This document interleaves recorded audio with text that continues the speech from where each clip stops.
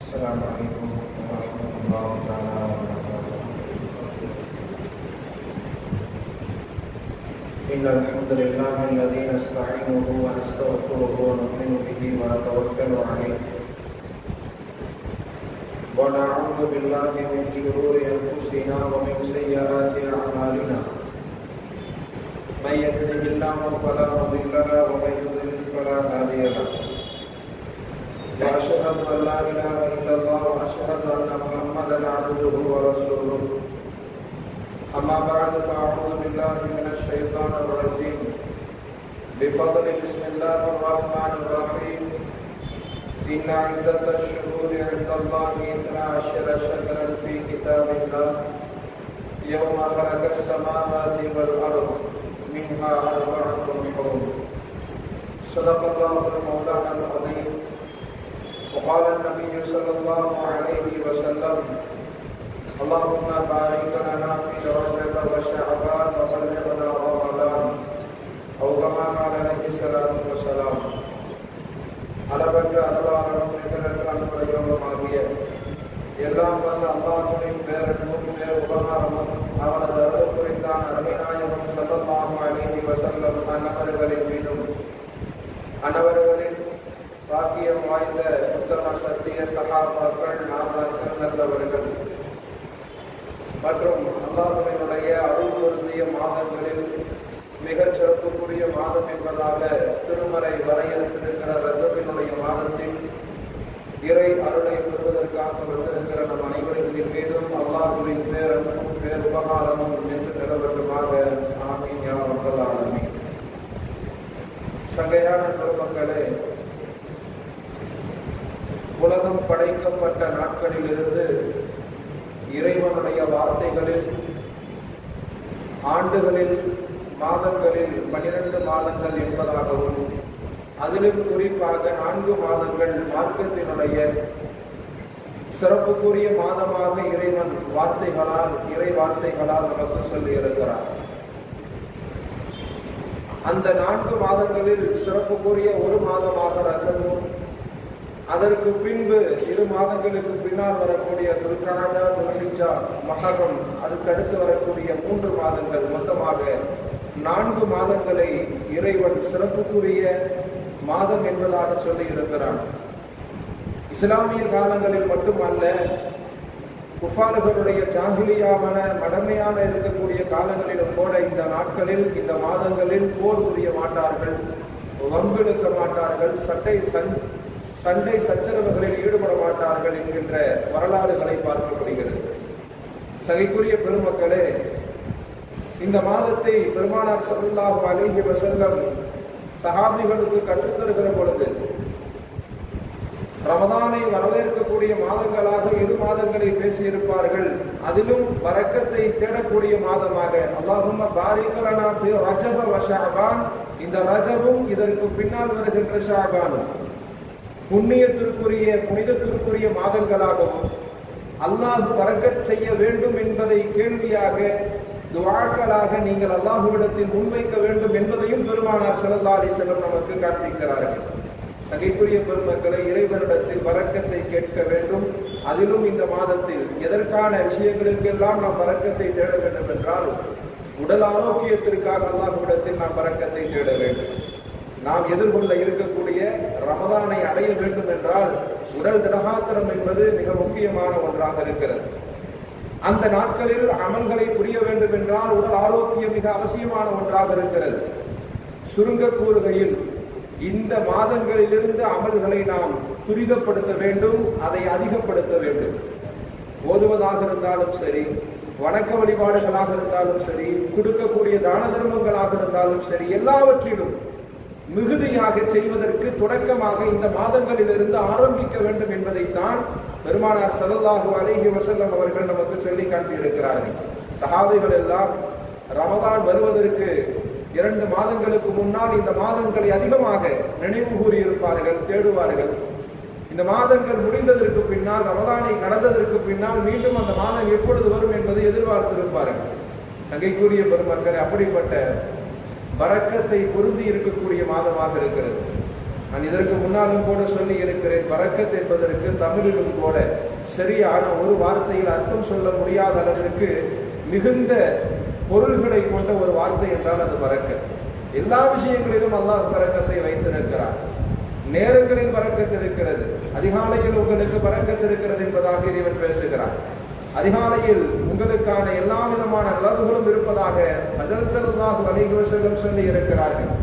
காலை நேரங்கள் என்பது மிகவும் புனிதத்திற்குரிய நேரமாகவும், தஹஜ்ஜுடைய நேரம் என்பது மிகவும் அருளுக்குரிய நேரமாக பெருமானார் பேசியிருக்கிறார்கள். நகரங்களிலும் ஊர்களிலும் சிறந்த பரக்கத்துக்குரிய ஊராக மதீனா பேசப்படுகிறது.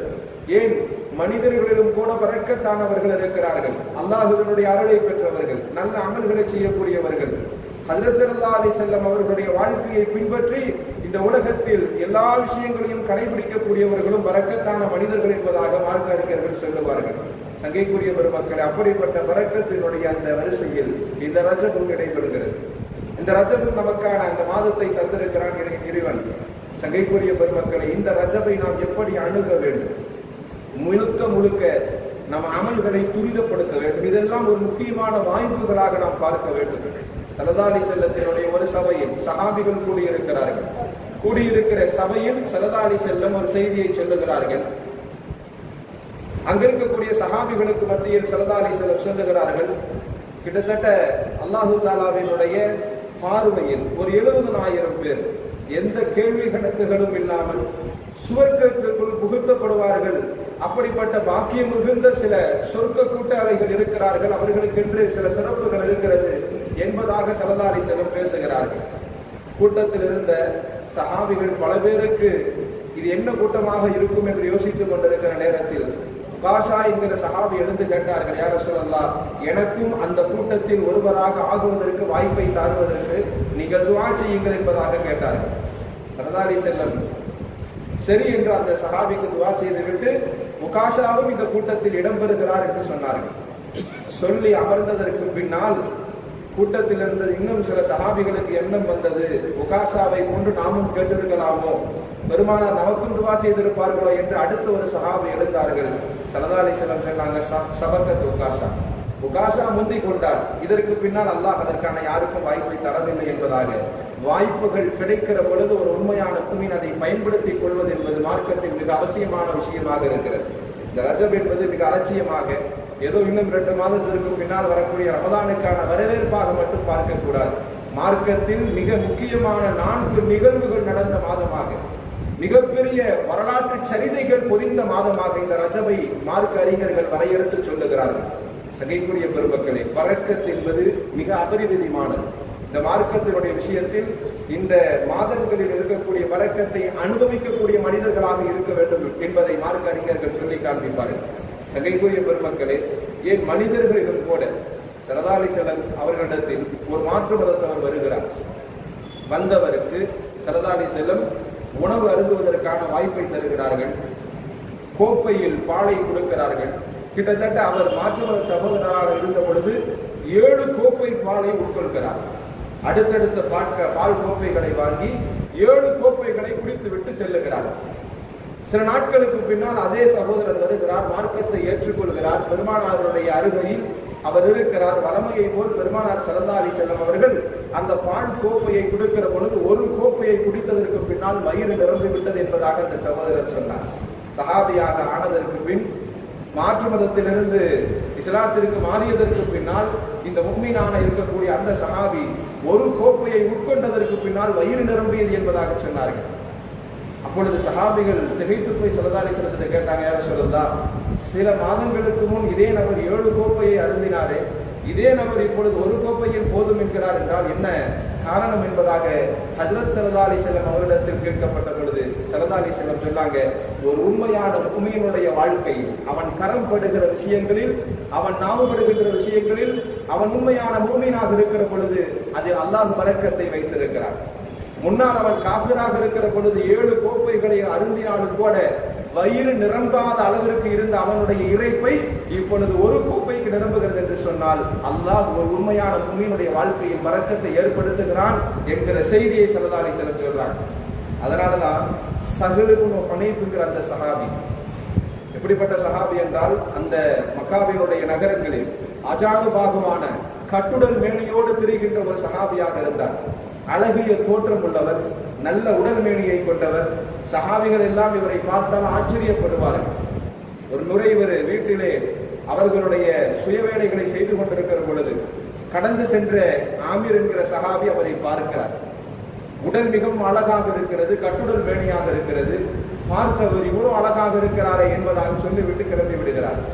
சில நாட்கள் கழிகிறது. அந்த சஹலுபுன் ஹுனைஃப் என்கிற அந்த சஹாபி மிகவும் நோய்க்கு ஆளாக்கப்படுகிறார். படுத்த படுக்கையாக அவருடைய நிலைமை மாறி போகிறது. ஸல்லல்லாஹு அலைஹி வஸல்லத்தினுடைய சபைக்கு அந்த சஹாபி அழைத்து வரப்படுகிறார். அந்த நிலையை பார்த்ததற்கு பின்னால் பெருமானார் ஸல்லல்லாஹு அலைஹி வஸல்லம் கேட்கிறாங்க, இவரை யாராவது பார்த்து, யாராவது இவர் விஷயத்தில் ஆச்சரியப்படுத்தப்பட்டு கண் திருஷ்டிகளை யாராவது வைத்திருக்க வாய்ப்பு இருக்கிறது, உங்களில் யார் அப்படிப்பட்ட விஷயங்களை செய்தீர்கள் என்பதாக பெருமானார் வினவிய பொழுது சஹாபிகள், அங்கிருக்கிற சஹாபிகள் யாருக்கும் அது போன்று செய்ததாக தெரியவில்லை. சில சஹாபிகளை விசாரித்த பொழுது ஆமீர் என்கிற சஹாபி ஒற்றுக்கொள்கிறார், யா ரசூலல்லாஹ், நான் சில நாட்களுக்கு முன்னால் இவரை பார்க்கிற பொழுது இவர் தோற்றம் என்னை அழகாக மிகைப்படுத்தி காண்பித்தது, எனக்கு ஆச்சரியத்தை குறித்தது. நான் அவர் மீது மிகுந்த ஆச்சரியத்தோடு இவ்வளோ அழகாக இருக்கிறாரே என்பதாக நான் அவரை பார்த்து மெய்வித்து விட்டு நான் சென்றேன் என்பதாக அந்த சஹாபி சொன்ன பொழுது ஸல்லல்லாஹு அலைஹி வஸல்லம் சொன்னாங்க, நீங்கள் கண் திருஷ்டிகளை கொண்டு, உங்கள் கண் பார்வையை கொண்டு அவரை மரணம் தழுவுகின்ற அளவிற்கு நீங்கள் அவரை கொண்டு சென்று விட்டீர்களே என்பதாக ஸல்லல்லாஹு அலைஹி வஸல்லம் கேட்டார்.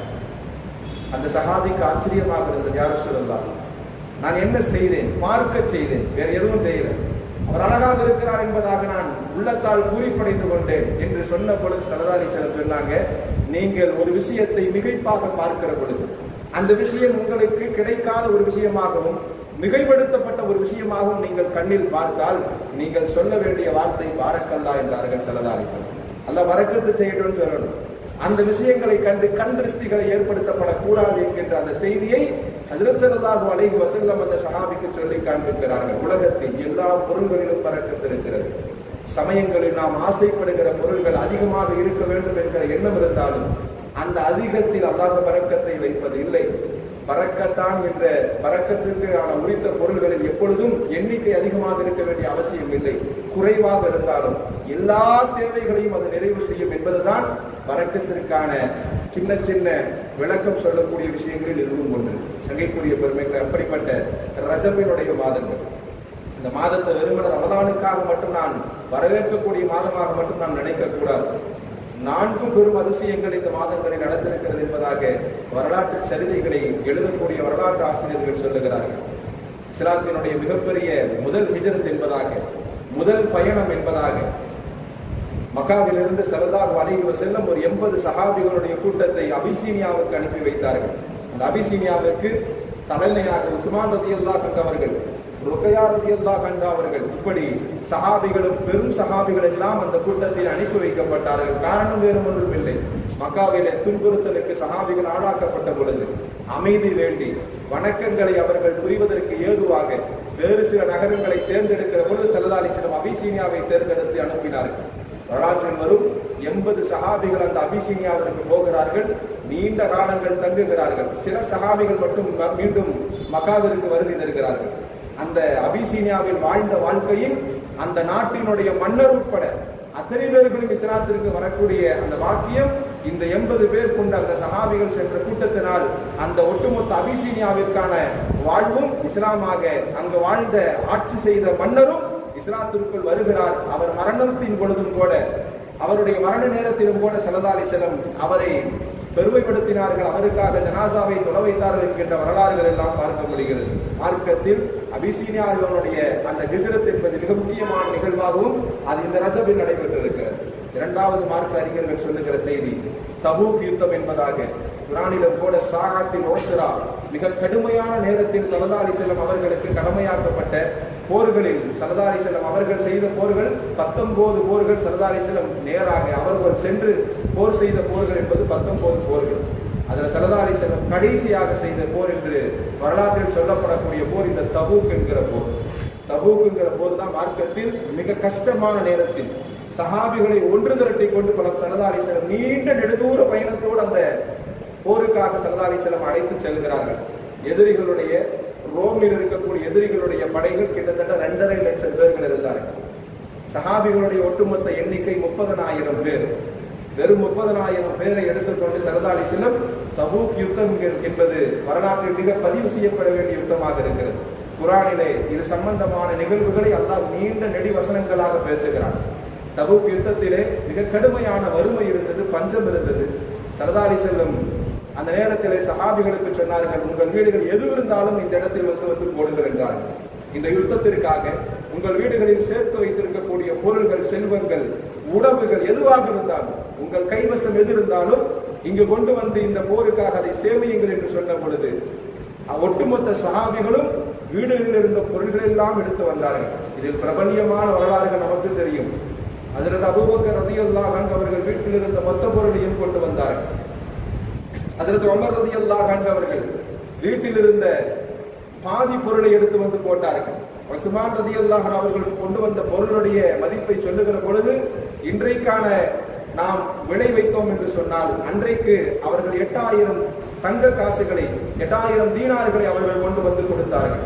இன்றைக்கு ஒரு தீனார் என்பது, ஒரு தங்க காசு என்பது நமக்கு எவ்வளவு மதிப்பு என்பது நமக்கு தெரியும். சங்கைக்குரிய பொருட்களை 8000 தீனார்களை கொண்டு வந்து குவித்தார்கள் என்று மட்டுமல்ல, அந்த போர்களில் 1/3 பங்கு உஸ்மான் ரலியல்லாஹு அன்ஹு அவர்கள் கொடுத்த அந்த பொருளை கொண்டு நிறைவடைந்தது என்பதாக சொல்லப்படுகிறது. அப்படி சஹாபாக்களுடைய ஒட்டுமொத்த பொருள் திறனும் அங்கு வந்து சேர்ந்தது. வரலாற்றில் மிகச் சுவையான செய்தி என்னன்னு சொன்னா, இந்த போர்க்களத்திலும் கூட பொருள்களை கொண்டு வந்து கொடுப்பதில், அமல்களில் ஆர்வம் மிகுதியாக உள்ள உமர் ரலியல்லாஹு அன்ஹு அவர்கள் நினைத்தார்கள், கொண்டு வந்து பொருள்களை சேமிக்கிற பொழுது ஸல்லல்லாஹு அலைஹி வஸல்லம் அந்த பொருள்களை பார்த்து துஆ செய்து கொண்டே இருந்தார்கள். ஒவ்வொரு சஹாபிகளும் கொண்டு வந்து போடுகிற பொருளை பார்க்கிற பொழுது துஆ செய்தாங்க.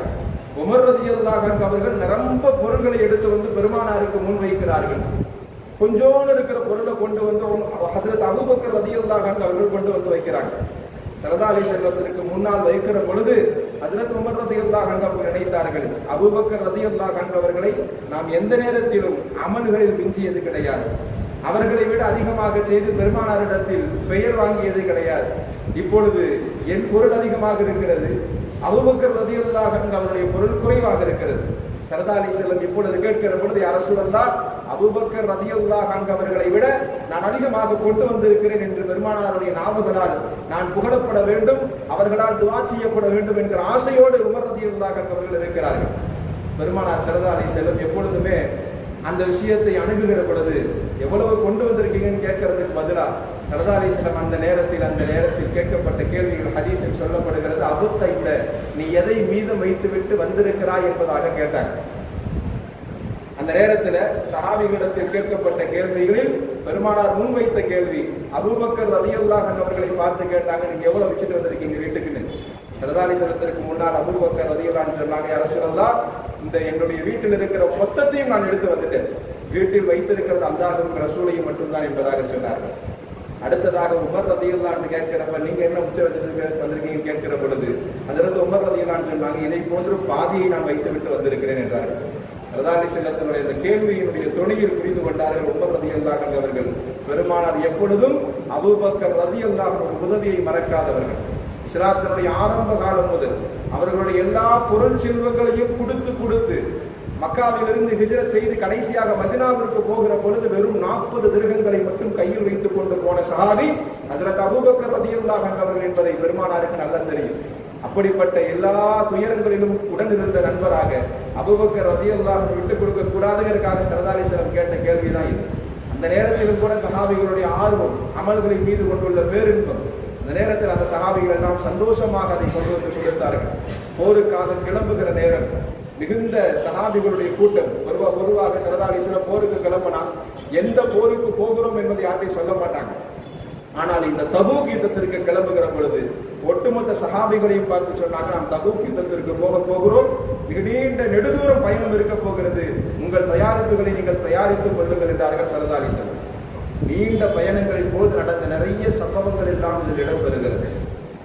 ஒரு நீண்ட தூரத்திற்கு பின்னால் சஹாபிகள் எல்லாம் வறட்சியான பகுதிகளுக்கு செல்லுகிற பொழுது சஹாபிகளுக்கு நீர் தாகங்கள் ஏற்படுகிறது, தாக வறட்சி, நாவு வறட்சி ஏற்படுகிறது. ஸல்லல்லாஹு அலைஹி வஸல்லம் அபூபக்கர் ரலியல்லாஹு அன்ஹு கேட்டாங்க, யா ரசூலல்லாஹ், இந்த நீண்ட நெடுதூர பயணத்தில் தாகம் அதிகமாக இருக்கிறது, நீர் தடாகம் எங்கும் இல்லை என்பதாக கேட்கிற பொழுது அந்த போரில் நடந்த அதிசயத்தில் இதுவும் ஒன்று. ஸல்லல்லாஹு அலைஹி வஸல்லம் அபூபக்கர் வந்து கேட்ட மாத்திரத்தில் அதே இடத்தில் துஆ செய்ய கையை உயர்த்துகிறார்கள். உயர்த்தி இறைவனிடத்தில் மழையை கேட்கிறார்கள். மழை பொழியப்படுகிறது. சஹாபிகள் அங்கு நீர் அருந்தினார்கள். தேவையான நீரையும் குடித்துக் கொண்டார்கள்.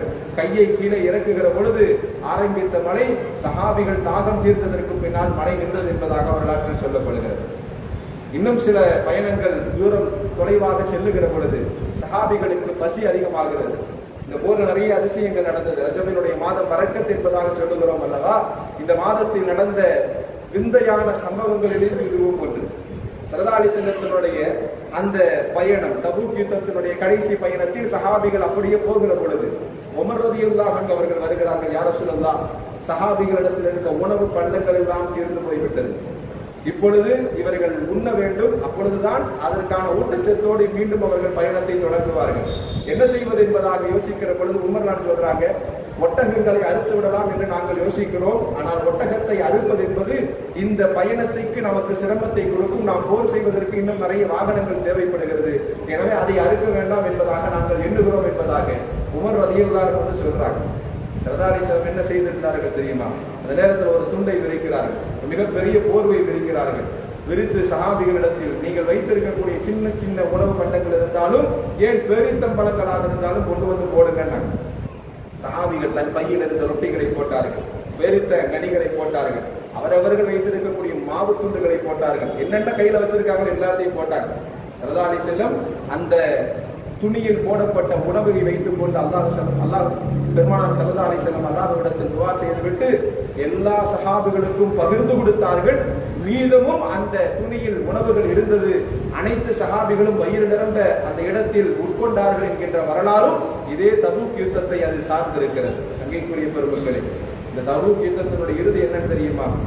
அல்லாஹ் தஆலா எப்படிப்பட்ட வெகுமதியை சஹாபிகளுக்கு கொடுத்தான்னு சொன்னா, 2.5 லட்சம் பேர் கொண்ட ரோம் நாட்டினுடைய படைகள் வெறும் 30,000 பேரை பார்க்கிற பொழுது இவர்களுடைய எண்ணிக்கையை அல்லாஹ் மிகுதியாக காண்பிக்கிறார்.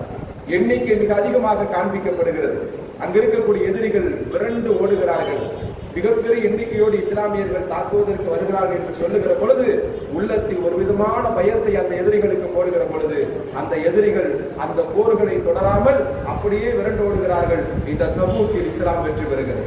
சங்கைக்குரிய பெருமக்களை, இந்த மாதத்தில் இந்த தபூக்கினுடைய யுத்தம் என்பது மிகப்பெரிய காரணியாக இருக்கிறது. அடுத்ததாக சொல்ல வேண்டும் என்று சொன்னால், ஹிஜ்ரி 583 90 ஆண்டு காலங்களாக பைத்துல் முகத்தஸில் தொழுகை நடத்தப்படவில்லை. அதுவரைக்கும் சிலுவை யுத்தத்தின் மூலியமாக கிறிஸ்தவர்களுடைய கரங்களில் இருந்த பைத்துல் முகத்தஸை ஸலாஹுத்தீன் அய்யூபி அவருடைய இறையச்சத்தினுடைய விளைவு, அவர்களுடைய மிகப்பெரிய அந்த தந்திரம், அவர்களுடைய போரினுடைய திறமையின் மூலியமாக மீண்டும் பைத்துல் முகத்தஸ் மீட்டெடுக்கப்படுகிறது.